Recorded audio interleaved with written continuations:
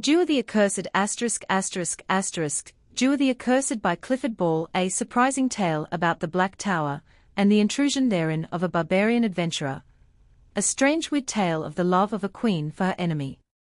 Transcriber's note: this e-text was produced from Weird Tales, May 1937.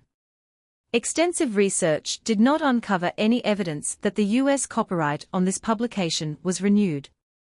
Naione of the Kral dynasty, ruler of Egoth, for all her lithe beauty of rounded limbs, sat on her throne like a man, with an elbow resting on crossed knees and knuckles under chin. Before her a ring of guards surrounded a bare-headed man of great stature whose bronze, half-naked body was loaded down with heavy chains. Many scars and sword cuts testified to the difficulty of his capture. The man stood insolently gazing over the queen's head at the purple and gold of the tapestries, as though something of great interest held his attention to their scarlet colors.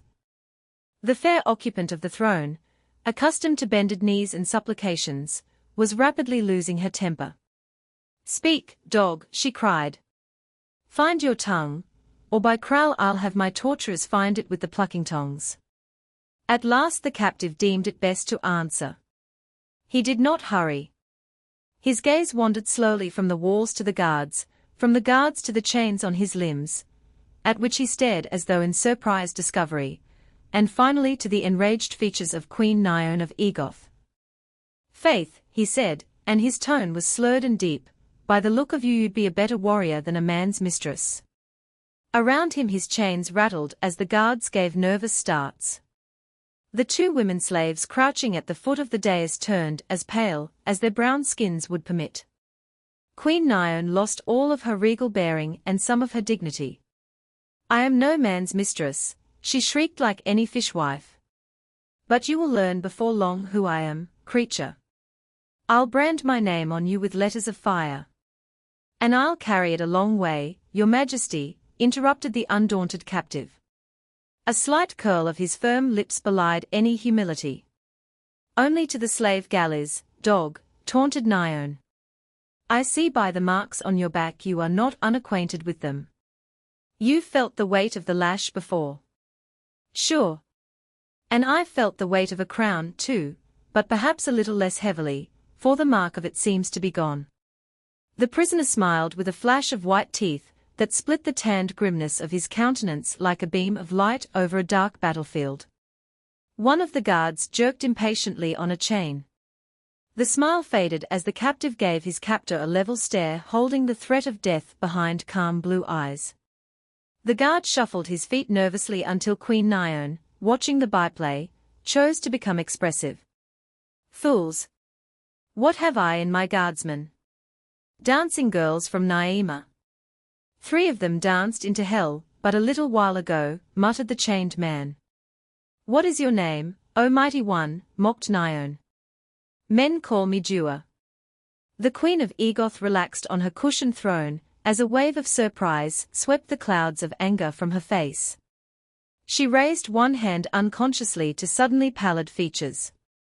If the guardsmen had been startled before, now they were certainly in panic, much as if they had captured one of the terrible white apes from the hills of Barsoom, and were unable to let it go. Backing to the extreme limits of the chains they held, they attempted to go still farther without endangering themselves, or their queen by entirely releasing the iron bonds. Duar was forced to extend his arms as the chains threatened to pull him asunder. "I see, Naione," he grimaced, "that even in this barbarous country men have heard of me." He shook his long mane of black hair impatiently. "Tell these jackals to ease my wrists before I tangle their bones in my fetters." Naione motioned wordlessly. The guard stepped cautiously nearer to leave slack in the weights, but one careful fellow placed his unsheathed sword tip to the back of Duar's neck and held it there. "I bring your person no harm, Naione," continued the prisoner, "nor harm to your subjects. The 3 I killed I was forced to when they attacked me in the mountain pass. Faith, it's a fine welcome you give to visitors to your kingdom." "Duar, the accursed," breathed Naione. "What demon brings you here?" "No demon, O Queen. Merely my roving inclinations." "Demons have always prompted your inclinations," O Duar. Even in this secluded mountain kingdom, have we heard of your familiars from hell? Whence came the red rain of blood that covered the battlefield of Kor, and blinded the eyes of the Scythian hosts, while your followers cut them to ribbons? And where the giant black raven that flew above your pirate galley when you ravished the coasts of Krem? Why did the mountains of Phuvia shatter themselves over your castles, while the mighty hurricane destroyed your villages, and your fields, as the raging seas finally obliterated the whole of the kingdom King Duar had raised with his pirate hordes? Why, O king who is now a slave? Faith, and I know not, he answered. Mine has been a strange life, it's true. Perhaps there is a destiny for me. I sometimes think that when I have swerved from the chosen path the gods ordained, it is the very elements who rise to set me back. But I know little more than you. I have gone with the wind and the tide. When the gods said I should be a king, I was, and a pirate I became likewise. It is easy to blame everything on the gods.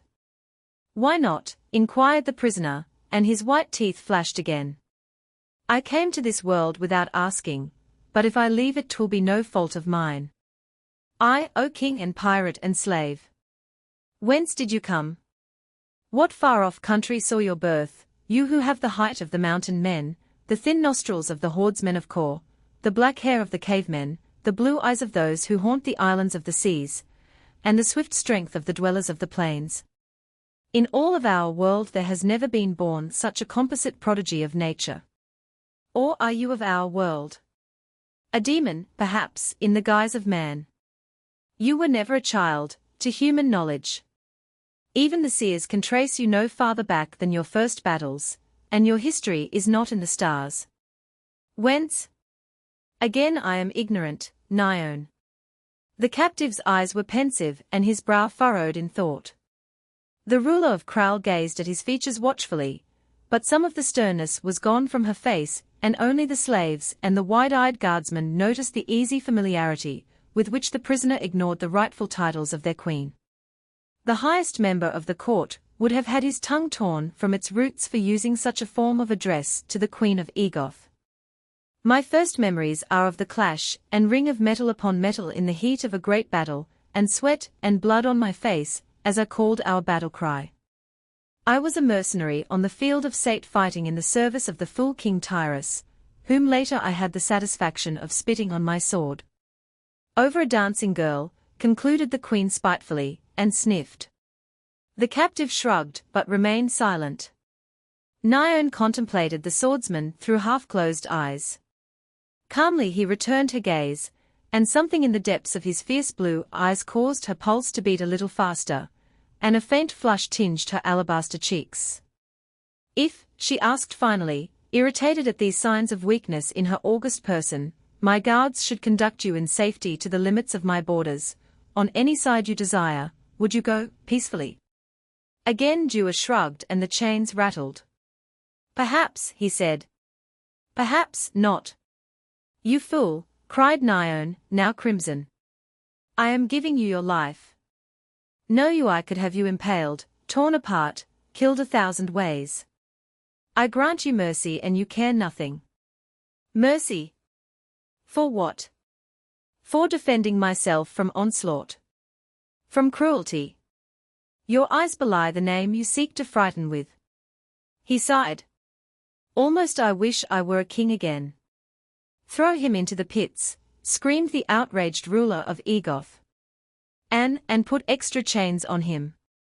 As the guards led their captive away, the foremost stepping hastily before the long strides of the prisoner, Duar called mockingly back over his shoulder, Beware, O Queen Naione, lest the red rain come and the black raven perch on the turrets of your castles.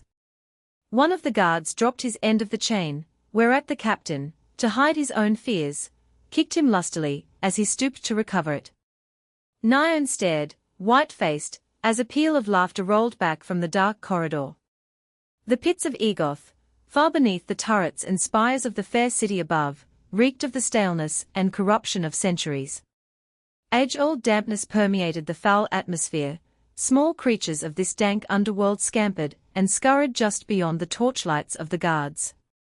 The clanking of Duar's chains, now multiplied until even his mighty frame staggered beneath their weight, awoke echoes now near, now far, until it seemed to the small body of men that they were intruding into the haunts of all the long-dead kings and warriors of ancient Kral, and their lost souls were girding up rusty mail for ghostly conflict. "This one will do." The captain's voice was harsh. Duar was pushed through a rusty barred door and flung into a corner, the crash of his irons shattering the stillness of the pits for a mile or more throughout their silent depths. His chains attached to corroded iron rungs on the wall, he lay watching the last glimmer of torchlight fade from the damp stones as the muffled footsteps of the guards died away down the passage. Darkness rushed in triumphant, clashing against his eyeballs with almost physical impact. The man who had been a king smiled into the black inferno. A memory of the alabaster features of Nyon rose before him, and the smile became a grin. He moved into a slightly drier corner of the cell and stretched out his legs as comfortably as possible, removing some object that felt like a dried shinbone from beneath his spine. His chains grew quiet again. Something scuttled past the doorway, and he had an impression of tiny, gleaming red eyes. Duar slept.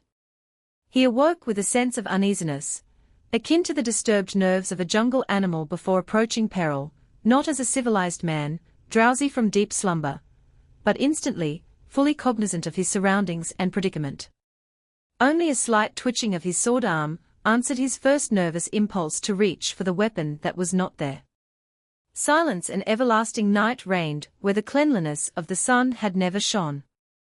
Duar's straining eyes met only blankness and told his tense figure nothing, but his ears gave proof that even the scamperings and rustlings had stilled, and subconsciously he knew some alien presence had frightened them away.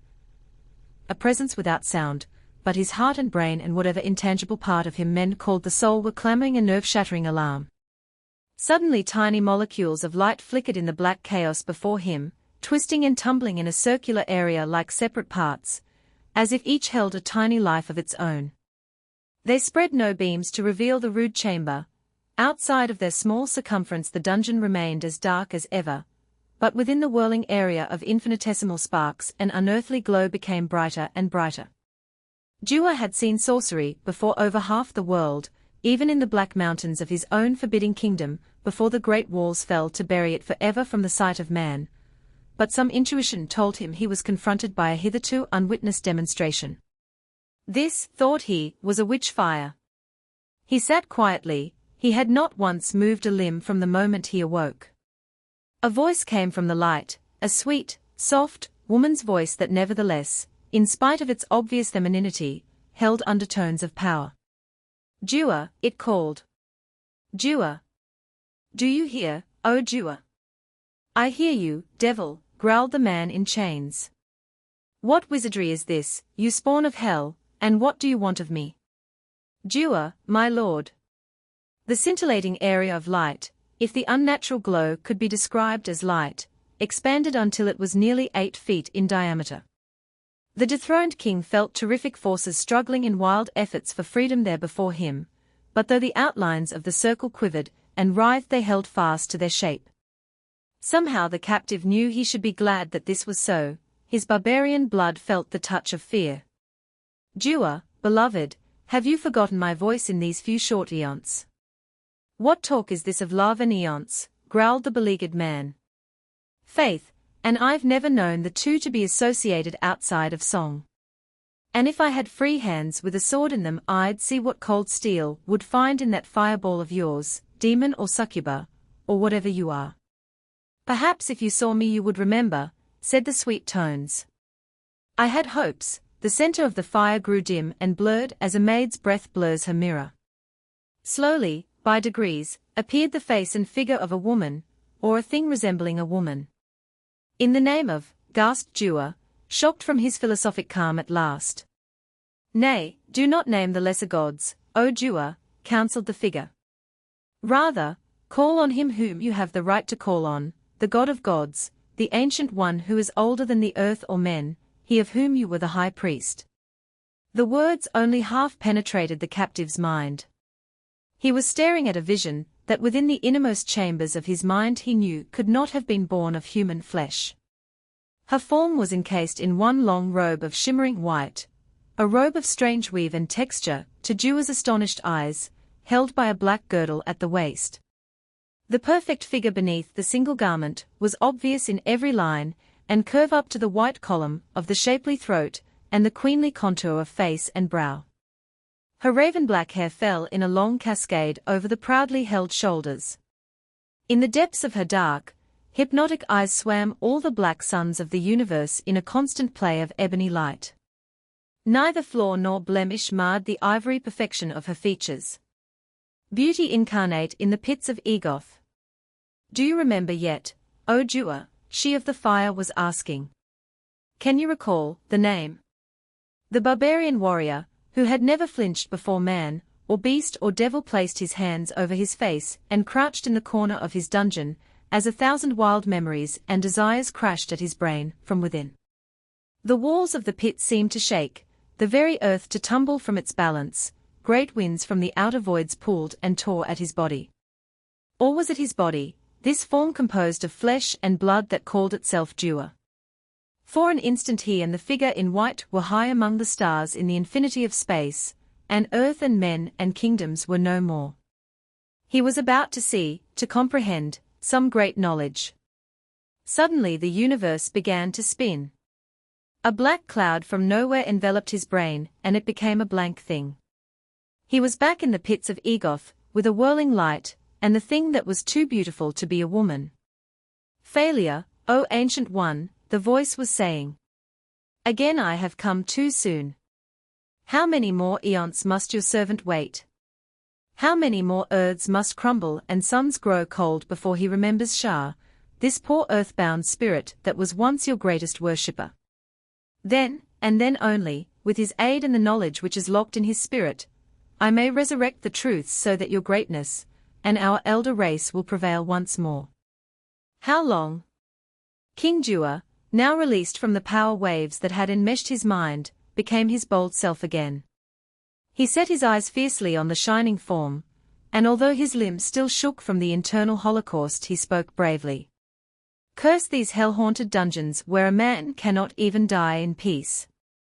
And curse your chattering, woman, if woman you are.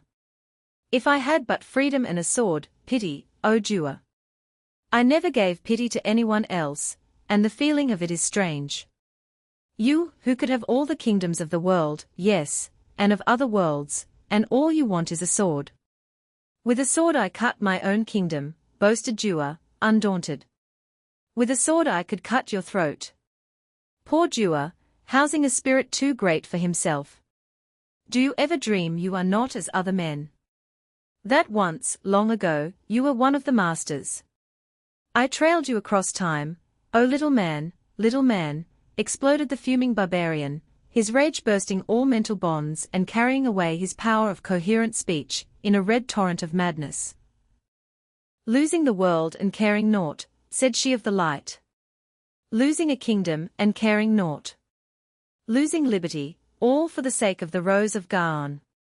The prisoner ceased to rattle his chains in his frenzy. With great gulps of the foul air he stifled the madness in his blood. "How did you know that?" he whispered harshly. "How did you know what only I, the only living man on earth, had knowledge of?" The figure smiled at him. "The only living, yes. But I am Shah, who knows everything save the knowledge locked in your spirit that belongs to another greater than common men, the knowledge of the high priest you once were, and which you do not know you possess." "Indeed you are a demon," grunted Duar. "No demon. You have forgotten the arts. Demons are my slaves. It is a demon who guards the Rose of Gaon in the northwestern tower of Egoth. If you must, go strike him down. Maybe combat with the evil forces will shrink this human flesh of yours, and the true spirit will escape to join me and end my quest. Perhaps. Even I, Shah, cannot tell." "Go. Go," roared Duar. "You may go, you devil sent here from hell to torture me. You may be as beautiful as the devil's mistress, but if I could get my fingers on that white neck of yours," he rattled the mocking chains in an agony of despair. "Those?" Shah smiled. Suddenly a portion of the light circle broke away from the revolving main mass, and darting like a flash of steel in campfire light it touched the heavy chains on the prisoner's body. Amazed, the barbarian leapt to his feet, as 100 severed links of iron, that had been his fetters clattered about his ankles. "Go," said Shah, "to the Rose of Gaon and the demon in the tower. I will be watching, my lord, even as when I blinded your enemies in battle and guided your ship at sea. Perhaps even time will relent its waywardness." Abruptly Duar stood alone in the blackness of the Egoth pits. "Accursed witch," he exclaimed aloud. "Rescue it may be, but no good will come of it. In another hour or two Nyon would have been curious enough to send for me. Now where in the name of the 7 gods is that door?" The Queen of Kral braided her golden hair in preparation for retirement to the royal bed, and smiled an appreciative commendation to her reflection in the jewel-studded mirror. She was fully aware of her beauty and exercised it on occasions before visiting diplomats. Before the nobles of her own court she retained the masculine manners of her dead father, and although she knew they penetrated her brusqueness, she cared little. In her judgment there was no one in the kingdom of Egoth fit to share the double throne. As she completed the last plait and thrust the braids back, a vision arose before her of the statuesque adventurer she had that day committed to the pits. He was a handsome man, obviously interesting. A bold warrior, also, with 100 legends to his record. Apparently a temper to match her own. Her thoughts strayed. If he had been a noble of the court instead of the vagrant, dispossessed ruler of a buried kingdom. A tinge of pink embellished her fair complexion. Nyon, thinking like a courtesan. Suddenly her eyes grew wide with terror, and the blush became a pallor, as reflected movement in the glass surface showed billowings in the draperies. Someone had entered, unannounced, the sacred precinct that was the bedchamber of the queen. Her personal handmaiden had already been dismissed. The guardsmen outside would never have had the temerity to enter unless an alarm had been given. What danger stalked here? Assassination.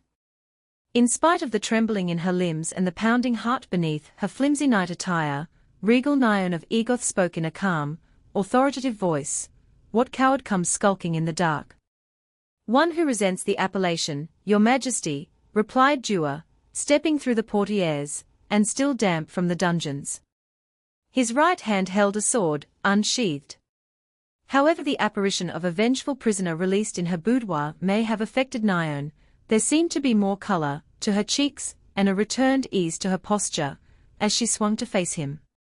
In her heart she knew here was no assassin. "Apparently my pits are not deep enough. Nor would be the pits of hell if I wished to view your glorious majesty. Nor my guards strong enough." "Nor guards, nor swords, whence came the one you hold?" asked the queen, pointing to the bright blade Duar held at rest. "The guard without, my queen, is now without his sword." Again the white teeth flashed. "I was hungry and I could not find the kitchens. But as I wandered about, marveling at the splendor, and the inhospitality, of so magnificent a queen, I perceived before these doors a certain belligerent person, who rudely accosted me. When he became vicious I was forced to relieve him of his weapon. I trust his skull is not so badly cracked. I but wish to pacify his warlike inclinations." Nyon interrupted with a gale of silvery laughter. Her merriment, the thrown-back head and pulsing throat, momentarily swept his senses with a surge of admiration. Whatever Shah was, she might be, but here was something human. "You burst the heaviest chains in my deepest pits, find your way through endless corridors, wander through my halls at will, and unarmed, smite down one of the best warriors in my kingdom to force your way into the chambers of the queen where no man has trod in years, then you apologize." She rocked in unqueenly mirth. "You are not afraid?" he asked softly. "Of Duar?" "No. I know your history, the part known to men, too well. You are no evil ravisher or torturer of women. Of Duar the accursed, perhaps, a little. There may be demons in your shadow I care not to see."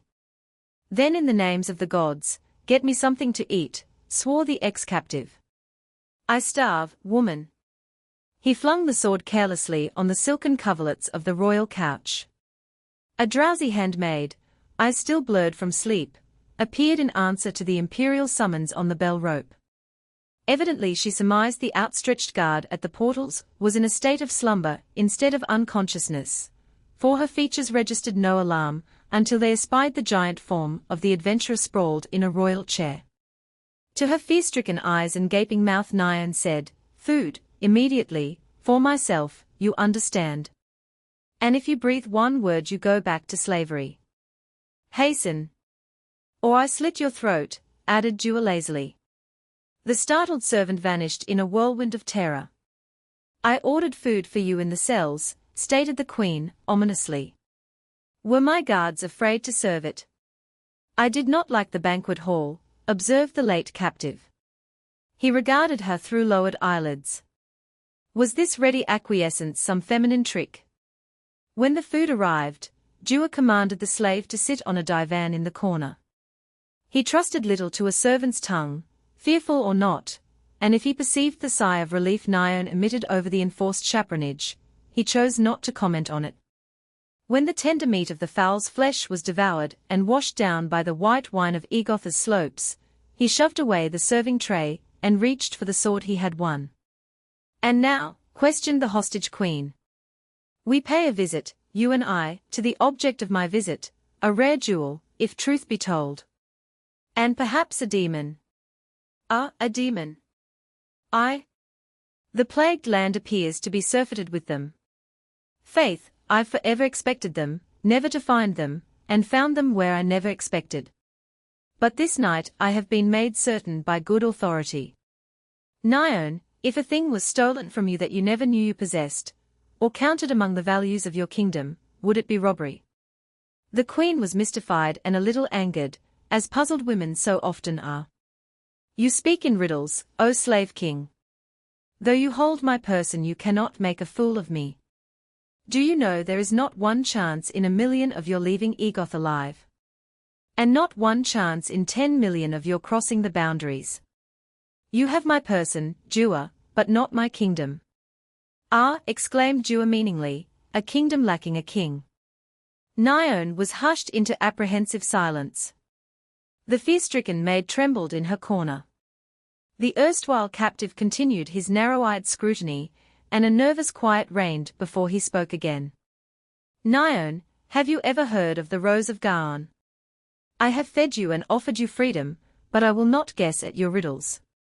Spitfire. Have you heard of the Black Tower of Egoth?" The queen shuddered. "Who has not, O Duar?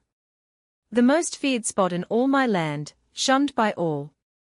Would I could destroy it, but the ancient laws and the commands of the priests forbid. My subjects avert their gaze as they pass, and even the birds of the air will not circle above those ominous turrets. What seek you in the Black Tower? Fortune. Power to raise a kingdom once more. A kingdom from the lost souls of dead murderers. I know of your customs. If a man, or a woman at times, commits a crime so foul that they cannot even be awarded the punishment of a clean death by sword or of slow starvation in the pits, the ancient law of Egoth ordains the priests shall march them to the entrance of the Black Tower. There they are left to some inevitable and horrible doom, inevitable, for they never return from beyond the grim portals.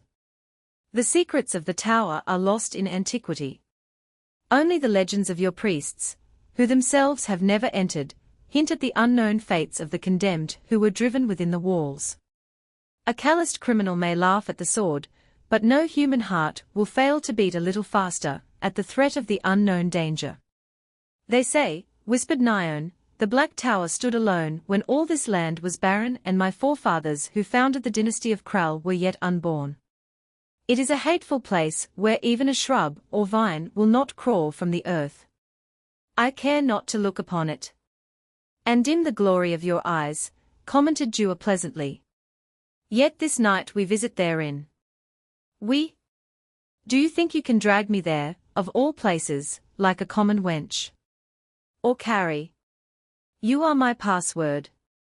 Egoth is too well patrolled, by your own word, even for me.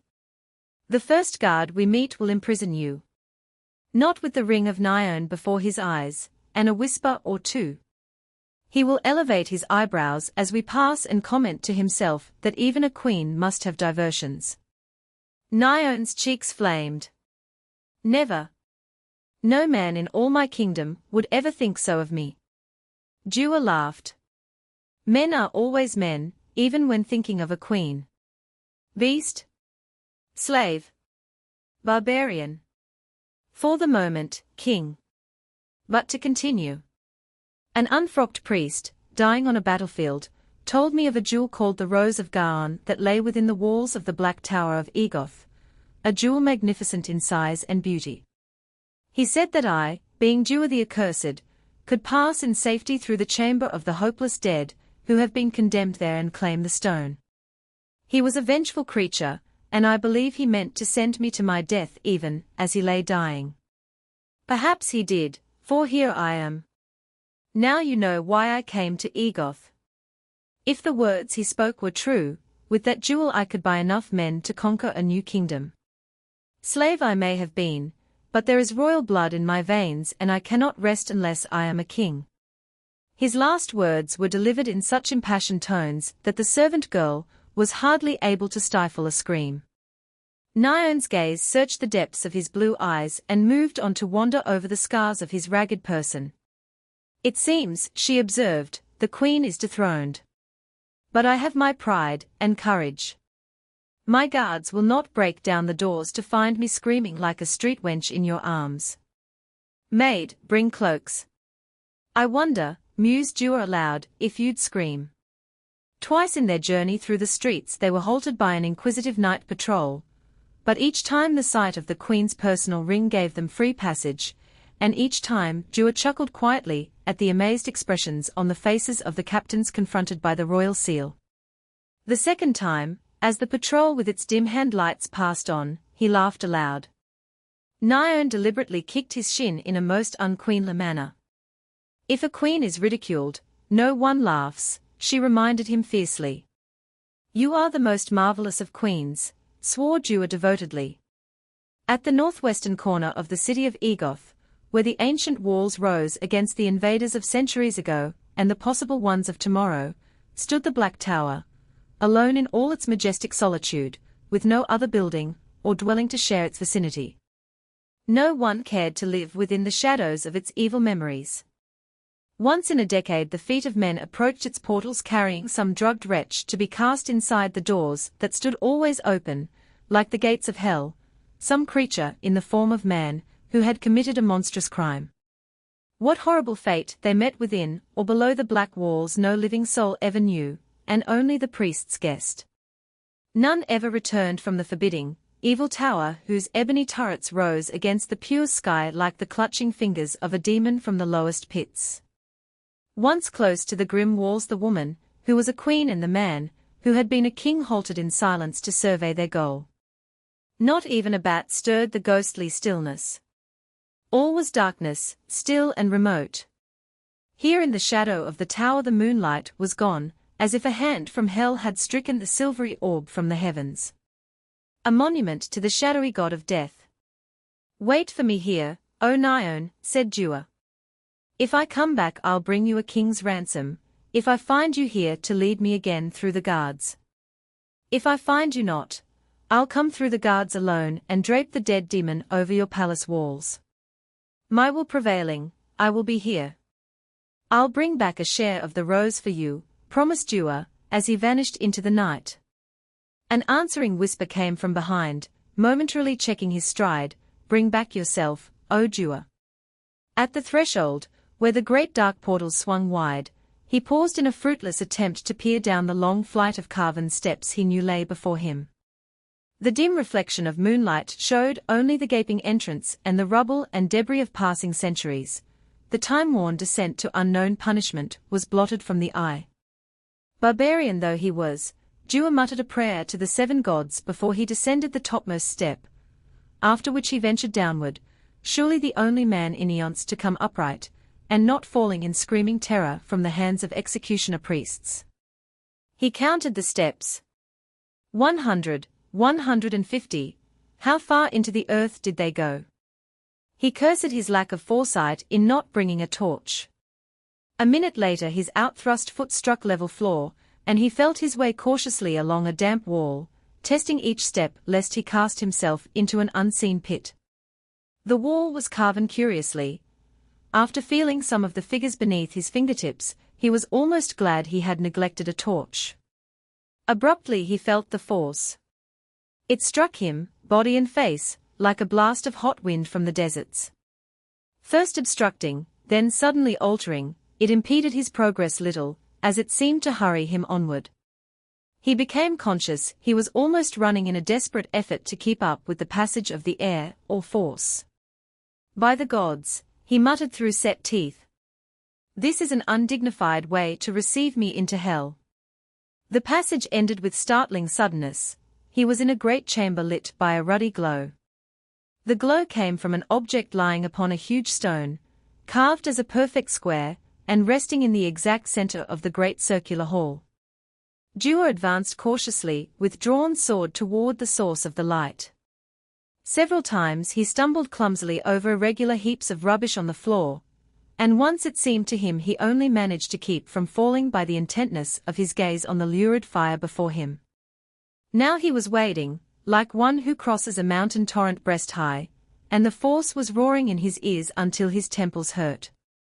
It pressed on his head and shoulders, inexorably, urging him to lie down and rest. Tearing his eyes from the glory of the light, he glanced about, seeking a level spot on which to relax. The horror he beheld smote his weary brain back to activity. He was treading over the remains of countless skeletons. Here lay the answer of the destiny of the wretched culprits condemned to the Black Tower.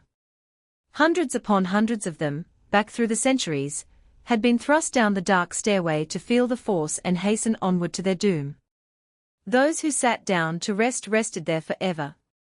An effort to retreat would be like forcing a stone wall with bare hands. The demon power was too strong. Always must the victim proceed to the light. The strength and willpower of each was denoted by the distance he or she covered toward the beckoning light before they succumbed to the baleful force. The long dead bones reflected dimly the weird glow of the goal they never had reached. "A curse on you," roared Duar through the deathly silence of the death chamber, before he realized he was cursing the object of his quest. For the light he approached was coming from the heart of the Rose of Gaon. It lay on a black table of stone, its size as large as Duar's clenched fist. A magnificent ruby of unnatural circumference, it shone clear and glowing with a life of its own, shedding supernatural rays over the dead bones of the underground tomb, the ransom of 1,000 kings. But so great in its dreadful power that no human could own it without sorcery. The barbarian king stood looking upon its baleful beauty, and even as his heart surged within his breast he knew it was not for him. The demon force struck him squarely. For the fraction of a second he was back on his heels, as his sword cut only the thin air before him. Ferocious, snarling, the barbarian fought against an intangible substance he could not see, while the weight of the unknown thing pressed about his throat until his breath came in uneven gasps. Furiously he cursed and struggled before the unseen power, as weakness flowed into his veins, and his muscles became lax with fatigue. His vision encompassed only the dim light of the jewel and the litter of decayed corpses about, but he battled an invisible monster of fangs and claws. Long red furrows appeared on his arms and chest, and brutal welts arose on his head and shoulders. Duar, the king, knew he was beaten, but Duar the barbarian knew that only when he died he was dead. The primitive instinct kept him upright, thrusting into the dark cloud that had risen before him with a last desperate effort. Still, he recognized doom. No mortal man could withstand the powers of the demon of the Black Tower, and well he knew it. The end was inevitable. A barbarian king would join the corpses of the underground graveyard. So Duar slashed thin air with a useless weapon and prepared to die. A faint glimmer of sparks in motion caught his eye. They appeared at his left elbow, not close enough to interfere with sword play. "Shah! I cannot fail you now, my lord," came the well-remembered tones he had heard in the pits. Even though you fight for that which is not yours and the body of another woman, I still support you and your childish desires. You cannot go in safety now unless you destroy the rose, and the powers of the demon with it. Strike the rose. Strike before the hellspawn destroys the spark in you which belongs to the Ancient One. Destroy the rose, and the powers of the demon with it. The heavy, two-handed sword slashed into the very center of the baleful jewel reposing on its ebony pedestal. If a mountain had collapsed, the thunder could have been no greater. Staggering, Duar perceived the precious fragments flying into 1,000 disintegrated bits, while death winds blew into his face and the walls shook with their mad forces. Even the corpses seemed to rustle and stir as the elemental being that had guarded the Rose of Gaon departed the Black Tower forever. Bit by bit the skeletons were crumbling into dust, released from the eternal slavery of the fatal rose. Through their shifting dust Duar stumbled toward the passageway. The shimmering form of his mystifying ally stood in his path. He halted, eager to depart, but unwilling to desert even a sorceress in the loathsome chamber holding the remains of dead felons. I owe you thanks. My eyes were blinded like those who came before me. Alone, I would not have thought of striking the jewel. No mortal man could have touched that stone, O Duar. It was not even a jewel, but the heart of a demon. If the blood of the elder race did not flow in your veins, you could never have approached so near to it. What is your interest in me, witch woman? Queried the barbarian, stubbornly. Why did you free me in the pits? I have no friends. I am Duar, the accursed. I fight for no cause but my own, and my only power is the sword I hold. You are mistaken. Shah's voice rose to a higher pitch with the eloquence of her plea. Duar, you admit that, even to yourself, your life has been a mystery. I can explain the mystery and bring back to you your past, the age-old past when you were a priest of the elders and all these peoples now inhabiting the earth were only things crawling in its mud. Of all the elders I am the last. Only you, Duar, have some of the ancient blood, mixed with mankind's, in your human flesh. I watched you throughout your reincarnations until, at last, I determined to arouse your subconsciousness to the point where you could remember. I need your help. You were a priest of the race once, you can be again. We will rule again, with the aid of the ancient powers, supreme and undefeatable, over the entire world. Think, my lord. Remember. Once again the witch fires burned in his brain, rose and swirled and fell, and when his brain revolted against the torture of their passage his sight was cleared. All he could recall was the haunted underground pit, dust-laden, and befouled with cursed souls. I am Duar. Shah sighed. Go then, Duar. When you are reborn I will come again, and again. Some day, her voice grew dim. Heedless, he rushed up the stone stairs in the direction no man had ever trod, to where Nyan waited in sobbing anxiety, up to where the kingdom of Egoth lay before his regal eyes. He knew she waited for him, long before he saw her silhouetted against the moon, as she placed a hesitant foot on the first of the steps leading to the unknown depths. Exultation flooded his heart. She had been willing to follow him to a nameless death.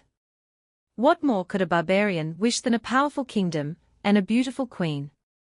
But there came a whisper to his ears as he emerged from the haunted tower, a thin, ghostly strain from the echoes of his past. O Duar, you fool! You who could have possessed the world, taking but one little kingdom for yourself. ******* End of the Project Gutenberg ebook. Duar the Accursed ****** updated editions will replace the previous one, the old editions will be renamed. Creating the works from print editions not protected by U.S. copyright law means that no one owns a United States copyright in these works. So the Foundation, and you, can copy and distribute it in the United States without permission, and without paying copyright royalties. Special rules, set forth in the general terms of use part of this license, apply to copying and distributing Project Gutenberg electronic works, to protect the Project Gutenberg concept and trademark. Project Gutenberg is a registered trademark, and may not be used if you charge for an ebook, except by following the terms of the trademark license, including paying royalties for use of the Project Gutenberg trademark. If you do not charge anything for copies of this ebook, complying with the trademark license is very easy. You may use this ebook for nearly any purpose, such as creation of derivative works, reports, performances, and research. Project Gutenberg ebooks may be modified and printed and given away. You may do practically anything in the United States with ebooks not protected by U.S. copyright law. Redistribution is subject to the trademark license, especially commercial redistribution. Start. Full license. The full Project Gutenberg license. Please read this before you distribute or use this work to protect the Project Gutenberg mission of promoting the free distribution of electronic works. By using or distributing this work, or any other work associated in any way with the phrase Project Gutenberg, you agree to comply with all the terms of the full Project Gutenberg license available with this file, or online at www.gutenberg.org/license. Section 1. General Terms of Use and Redistributing Project Gutenberg Electronic Works 1.a. By reading or using any part of this Project Gutenberg electronic work, you indicate that you have read, understand, agree to and accept all the terms of this license and intellectual property, trademark or copyright agreement. If you do not agree to abide by all the terms of this agreement, you must cease using and return or destroy all copies of Project Gutenberg electronic works in your possession. If you paid a fee for obtaining a copy of or access to a Project Gutenberg electronic work, and you do not agree to be bound by the terms of this agreement, you may obtain a refund from the person or entity to whom you paid the fee as set forth in paragraph 1.e.8. 1.b. Project Gutenberg is a registered trademark. It may only be used on or associated in any way with an electronic work by people who agree to be bound by the terms of this agreement. There are a few things that you can do with most Project Gutenberg electronic works even without complying with the full terms of this agreement. See paragraph 1.c below. There are a lot of things you can do with Project Gutenberg electronic works if you follow the terms of this agreement and help preserve free future access to Project Gutenberg electronic works. See paragraph 1.e below. 1.c. The Project Gutenberg Literary Archive Foundation, the Foundation, or PGLAF, owns a compilation copyright in the collection of Project Gutenberg electronic works. Nearly all the individual works in the collection are in the public domain in the United States. If an individual work is unprotected by copyright law in the United States, and you are located in the United States, we do not claim a right to prevent you from copying, distributing, performing, displaying or creating derivative works based on the work as long as all references to Project Gutenberg are removed. Of course, we hope that you will support the Project Gutenberg mission of promoting free access to electronic works by freely sharing Project Gutenberg works in compliance with the terms of this agreement for keeping the Project Gutenberg name associated with the work. You can easily comply with the terms of this agreement by keeping this work in the same format with its attached full Project Gutenberg license when you share it without charge with others. 1.d. The copyright laws of the place where you are located also govern what you can do with this work. Copyright laws in most countries are in a constant state of change. If you are outside the United States, check the laws of your country in addition to the terms of this agreement before downloading, copying, displaying, performing, distributing, or creating derivative works based on this work, or any other Project Gutenberg work. The Foundation makes no representations concerning the copyright status of any work in any country other than the United States. 1.e. Unless you have removed all references to Project Gutenberg, 1.e.1. The following sentence, with active links to, or other immediate access to, the full Project Gutenberg license must appear prominently whenever any copy of a Project Gutenberg work, any work on which the phrase Project Gutenberg appears, or with which the phrase Project Gutenberg is associated, is accessed, displayed, performed, viewed, copied or distributed. This ebook is for the use of anyone anywhere in the United States and most other parts of the world at no cost and with almost no restrictions whatsoever. You may copy it, give it away, or reuse it under the terms of the Project Gutenberg license included with this ebook, or online at www.gutenberg.org. If you are not located in the United States, you will have to check the laws of the country where you are located before using this ebook. 1.E.2. If an individual Project Gutenberg electronic work is derived from texts not protected by U.S. copyright law, does not contain a notice indicating that it is posted with permission of the copyright holder, the work can be copied and distributed to anyone in the United States without paying any fees or charges. If you are redistributing or providing access to a work with the phrase Project Gutenberg associated with or appearing on the work, you must comply either with the requirements of paragraphs 1.E.1 through 1.E.7, or obtain permission for the use of the work and the Project Gutenberg trademark as set forth in paragraphs 1.E.8 or 1.E.9. 1.E.3.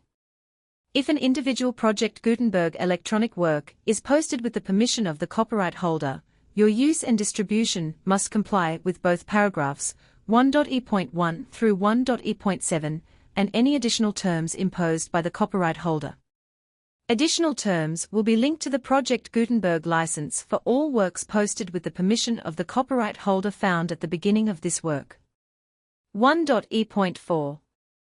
Do not unlink or detach or remove the full Project Gutenberg license terms from this work, or any files containing a part of this work, or any other work associated with Project Gutenberg. 1.E.5. Do not copy, display, perform, distribute or redistribute this electronic work, or any part of this electronic work, without prominently displaying the sentence set forth in paragraph 1.E.1 with active links, or immediate access to the full terms of the Project Gutenberg license. 1.E.6. You may convert to and distribute this work in any binary, compressed, marked up, non-proprietary, or proprietary form, including any word processing or hypertext form. However, if you provide access to or distribute copies of a Project Gutenberg work in a format other than plain vanilla ASCII, or other format used in the official version posted on the official Project Gutenberg website at www.gutenberg.org, you must, at no additional cost, fee or expense to the user, provide a copy, a means of exporting a copy, or a means of obtaining a copy upon request, of the work in its original plain vanilla ASCII, or other form. Any alternate format must include the full Project Gutenberg license, as specified in paragraph 1.E.1. 1.E.7.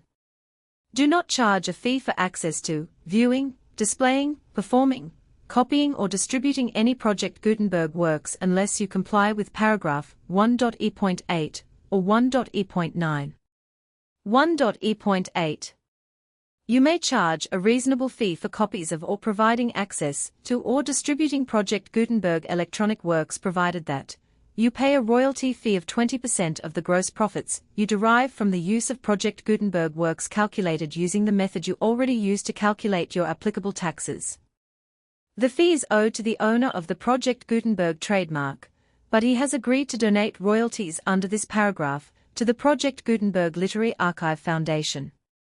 Royalty payments must be paid within 60 days following each date on which you prepare, or are legally required to prepare, your periodic tax returns. Royalty payments should be clearly marked as such and sent to the Project Gutenberg Literary Archive Foundation at the address specified in Section 4, Information about Donations to the Project Gutenberg Literary Archive Foundation. You provide a full refund of any money paid by a user who notifies you in writing, or by email, within 30 days of receipt, that he does not agree to the terms of the full Project Gutenberg license. You must require such a user to return or destroy all copies of the works possessed in a physical medium and discontinue all use of and all access to other copies of Project Gutenberg works. You provide, in accordance with paragraph 1.F.3, a full refund of any money paid for a work or a replacement copy, if a defect in the electronic work is discovered and reported to you within 90 days of receipt of the work. You comply with all other terms of this agreement for free distribution of Project Gutenberg works. 1.e.9. If you wish to charge a fee or distribute a Project Gutenberg electronic work or group of works on different terms than are set forth in this agreement, you must obtain permission in writing from the Project Gutenberg Literary Archive Foundation, the manager of the Project Gutenberg trademark. Contact the Foundation as set forth in Section 3 below. 1.f. 1.f.1. Project Gutenberg volunteers and employees expend considerable effort to identify, do copyright research on, transcribe, and proofread works not protected by U.S. copyright law in creating the Project Gutenberg collection. Despite these efforts, Project Gutenberg electronic works, and the medium on which they may be stored, may contain defects, such as, but not limited to, incomplete, inaccurate, or corrupt data, transcription errors, a copyright or other intellectual property infringement, a defective or damaged disk or other medium, a computer virus, or computer codes that damage or cannot be read by your equipment. 1.f.2. Limited warranty, disclaimer of damages except for the right of replacement or refund described in paragraph 1.f.3. The Project Gutenberg Literary Archive Foundation, the owner of the Project Gutenberg trademark, and any other party distributing a Project Gutenberg electronic work under this agreement, disclaim all liability to you for damages, costs and expenses, including legal fees. You agree that you have no remedies for negligence, strict liability, breach of warranty, or breach of contract except those provided in paragraph 1.f.3. You agree that the Foundation, the trademark owner, and any distributor under this agreement will not be liable to you for actual, direct, indirect, consequential, punitive or incidental damages even if you give notice of the possibility of such damage. 1.f.3. Limited right of replacement or refund. If you discover a defect in this electronic work within 90 days of receiving it, you can receive a refund of the money, if any, you paid for it by sending a written explanation to the person you received the work from. If you received the work on a physical medium, you must return the medium with your written explanation. The person or entity that provided you with the defective work may elect to provide a replacement copy in lieu of a refund. If you received the work electronically, the person or entity providing it to you may choose to give you a second opportunity to receive the work electronically in lieu of a refund. If the second copy is also defective, you may demand a refund in writing without further opportunities to fix the problem. 1.f.4. Except for the limited right of replacement or refund set forth in paragraph 1.f.3, this work is provided to you as is, with no other warranties of any kind, express or implied, including but not limited to warranties of merchantability or fitness for any purpose. 1.f.5. Some states do not allow disclaimers of certain implied warranties, or the exclusion or limitation of certain types of damages. If any disclaimer or limitation set forth in this agreement violates the law of the state applicable to this agreement, the agreement shall be interpreted to make the maximum disclaimer or limitation permitted by the applicable state law. The invalidity or unenforceability of any provision of this agreement shall not void the remaining provisions. 1.f.6. Indemnity. You agree to indemnify and hold the Foundation, the trademark owner, any agent or employee of the Foundation, anyone providing copies of Project Gutenberg electronic works in accordance with this agreement, and any volunteers associated with the production, promotion and distribution of Project Gutenberg electronic works, harmless from all liability, costs and expenses, including legal fees, that arise directly or indirectly from any of the following which you do or cause to occur. A. Distribution of this or any Project Gutenberg work. B. Alteration, modification, or additions or deletions to any Project Gutenberg work. And C. Any defect you cause. Section 2. Information about the mission of Project Gutenberg. Project Gutenberg is synonymous with the free distribution of electronic works in formats readable by the widest variety of computers, including obsolete, old, middle-aged and new computers. It exists because of the efforts of hundreds of volunteers and donations from people in all walks of life. Volunteers and financial support to provide volunteers with the assistance they need are critical to reaching Project Gutenberg's goals and ensuring that the Project Gutenberg collection will remain freely available for generations to come. In 2001, the Project Gutenberg Literary Archive Foundation was created to provide a secure and permanent future for Project Gutenberg and future generations. To learn more about the Project Gutenberg Literary Archive Foundation and how your efforts and donations can help, see sections 3 and 4 and the Foundation information page at www.gutenberg.org. Section 3. Information about the Project Gutenberg Literary Archive Foundation. The Project Gutenberg Literary Archive Foundation is a non-profit 501(c)(3) educational corporation organized under the laws of the state of Mississippi and granted tax-exempt status by the Internal Revenue Service. The Foundation's EIN, or Federal Tax Identification Number, is 64-6221541. Contributions to the Project Gutenberg Literary Archive Foundation are tax-deductible to the full extent permitted by U.S. federal laws and your state's laws. The Foundation's business office is located at 809 North 1500 West, Salt Lake City, Utah, 84116-801-596-1887. Email contact links and up-to-date contact information can be found at the Foundation's website and official page at www.gutenberg.org/contact section 4. Information about donations to the Project Gutenberg Literary Archive Foundation. Project Gutenberg depends upon and cannot survive without widespread public support and donations to carry out its mission of increasing the number of public domain and licensed works that can be freely distributed in machine-readable form accessible by the widest array of equipment, including outdated equipment. Many small donations, $1 to $5,000, are particularly important to maintaining tax-exempt status with the IRS. The Foundation is committed to complying with the laws regulating charities and charitable donations in all 50 states of the United States. Compliance requirements are not uniform, and it takes a considerable effort, much paperwork, and many fees to meet and keep up with these requirements. We do not solicit donations in locations where we have not received written confirmation of compliance.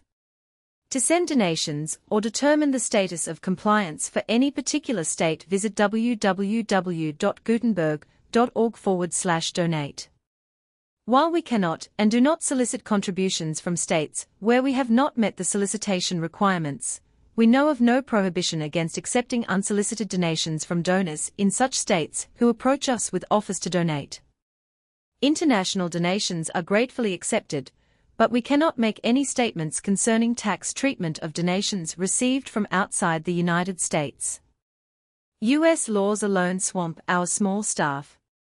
Please check the Project Gutenberg web pages for current donation methods and addresses. Donations are accepted in a number of other ways, including checks, online payments, and credit card donations.